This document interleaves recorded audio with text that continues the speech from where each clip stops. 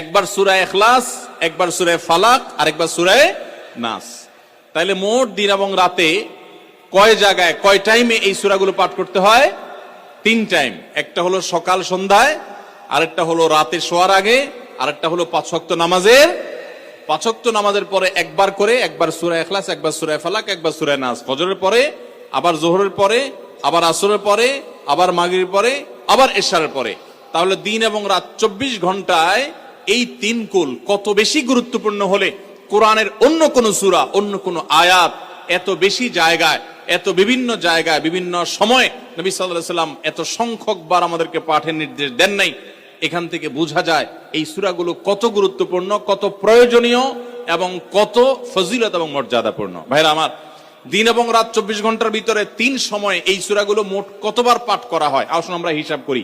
সকাল, সন্ধ্যা এবং রাতে 3 বার করে যদি পাঠ করা হয় তাহলে কয়বার হলো? 9 বার করে। সকালে 3 বার, সন্ধ্যায় 3 বার, রাতে 3 বার, তাহলে মোট কয়বার হলো?